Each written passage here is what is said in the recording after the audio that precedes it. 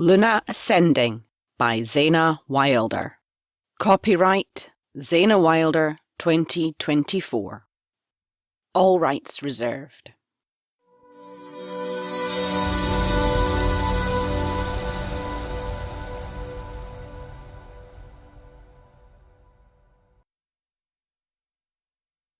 Chapter 20.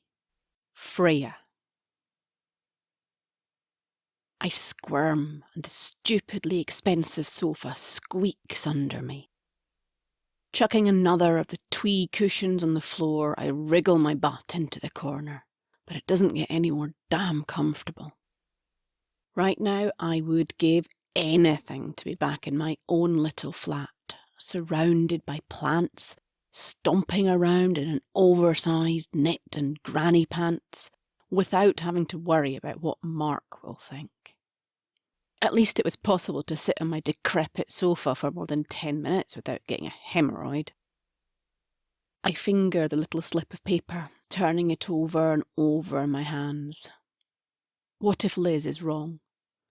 What if I am a danger to people? Staring at my palms, I will them to do some magic. Any magic. For half a second, there's a tiny spark of light, then nothing. Snorting, I snatch up my phone. Yep, that's me, the menace to society. The witch who can produce half a matchstick worth of light. Mark might disapprove of me dabbling, but hellfire, I have to do something. I'm not some fragile little flower, and I'll never learn to control myself if I don't start. He maybe saved me from myself, but he's not all angelic. He kept things from me. And when I challenged him, he wasn't even sorry. He just flat out cursed Liz and all manipulative cougars. Told me I was better off staying away from her if she was going to sow discord between us. But she just told me the truth. She wasn't really trying to come between us. Not Liz. Although, like he says, he is going to be my husband. I need to keep the peace somehow. Keeping him placated is mostly dealing with his desire for kinky sex, avoiding talking about Liz, and avoiding asking awkward questions. Questions he perceives as awkward. It's frustrating. I need to sneak out and catch up with Liz. I need her take on the whole AOC stuff. And she promised me books. Mark is so damn insistent about not drowning me in too much information all at once. But hell, I would kill for more information. I'm still not allowed any further into the damn library. Although my new ally, Nisha, the librarian, does slip me the odd forbidden book from time to time. I've yet to come across very much on the practical side of wielding magic, though. Some things seem automatic. I just think about it, and it happens. Others, not so much. After watching Mark hold Crumb's scummy underling in the air, I've been able to replicate levitating things. It was so easy, like second nature. Obviously, I've not tried it on something as heavy as a human, but I did get a little glow of amused triumph at moving the concierge cup of coffee around, confusing the hell out of him. However, try lighting a candle with my powers and I'll nearly burn my eyebrows off, while the candle stays stubbornly unlit. I desperately need help. Mark's away for the whole weekend on business, so I finally got time to me. I stab Liz's number into my phone again. Nothing. Typical. I fish out a pen from my handbag, the smell of new leather wafting up my nostrils. So many new designer things. Sighing, I fling the handbag out of sight. It doesn't seem real, this life. My eye flicks back to the scrap of paper sitting beside me. Tapping the pen to the paper, my heart rate picks up at the very thought of calling these strangers. Scrutinising the list of people Liz suggested, I pick one at random. It's time for some big girl pants. The coven hasn't been much help. Too much coddling. I snort in consternation. My migraines are back, and I assume it's because I don't have a handle on my powers. Taking a deep breath, I press call. Stalking around the market, dodging loudly squawking tourists, disappointment licks at me. I can't get hold of Liz, and now I'm in the wrong place. The charming cobbles, the tourist tat, the ice cream seller. There's no way this is right. I'm just about to turn around when the shop sign catches my eye. Charlotte's Charms, your one-stop shop for the occult.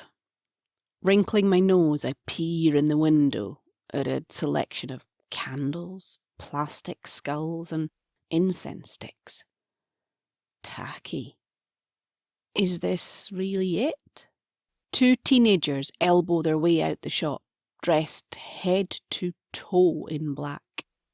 One has an actual I-shit-you-not cape, and the other has a massive studded dog collar, chipped black nail polish, and a face of ghostly white makeup.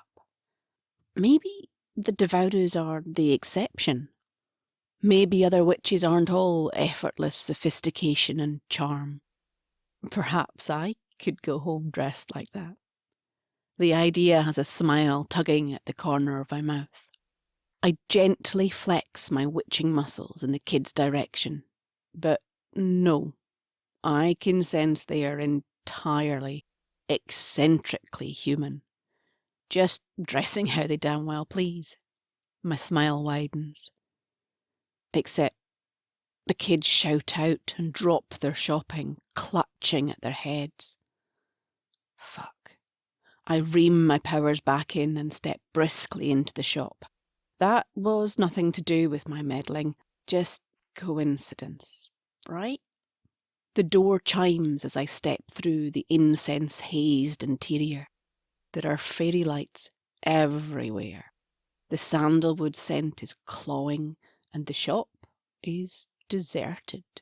Through the window, I spot the goth kids picking up their bags and trundling away. My chest loosens a little, and I puff out a breath.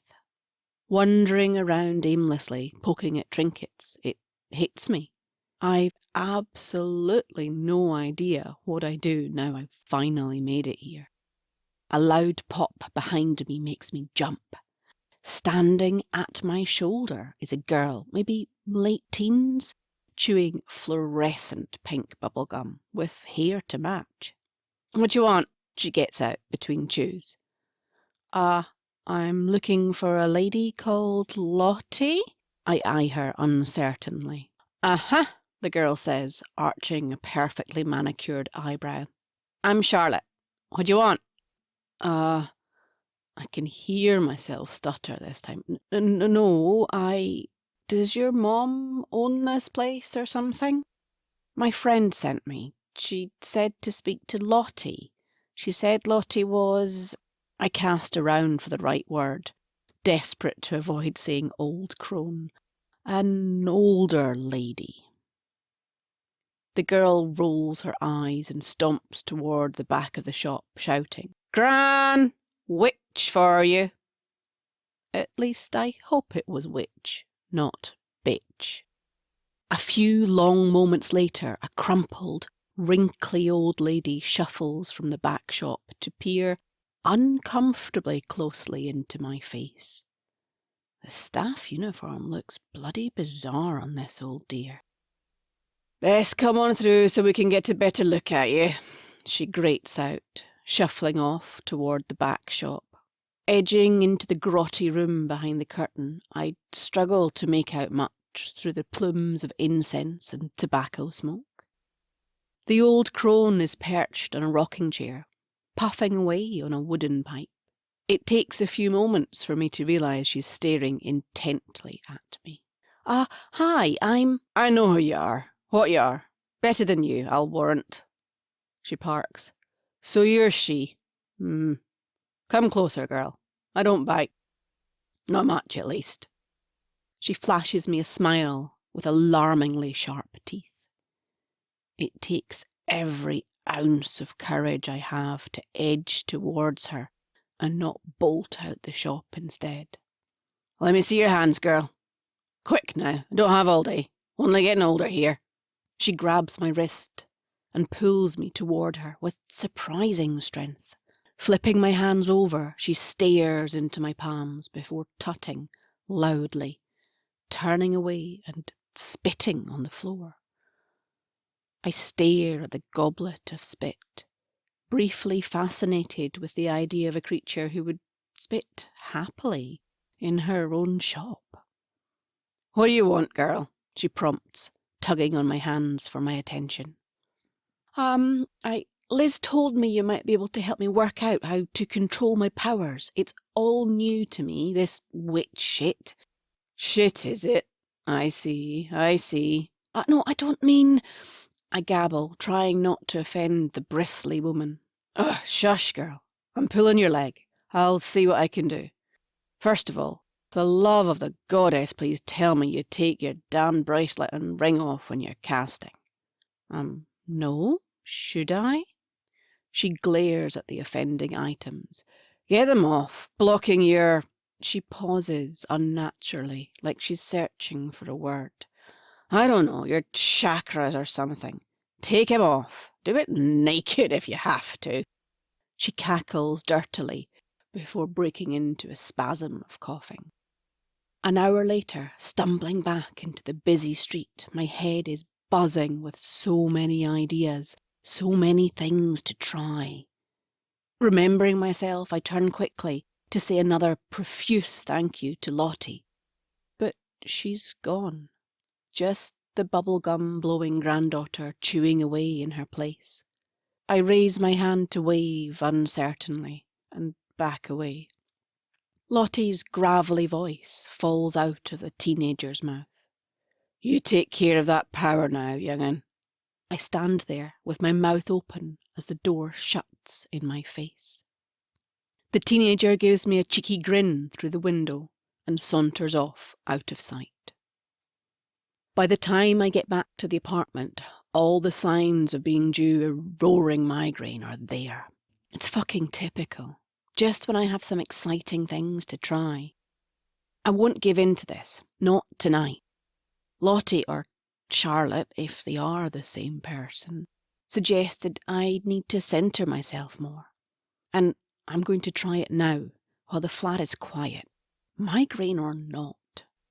I slip my aunt's charm bracelet and my engagement ring off in preparation. It's weird, the lack of ring. I've barely had it off since Mark proposed on the yacht. I sigh and try to relax into my meditation. Almost immediately, my headache vanishes.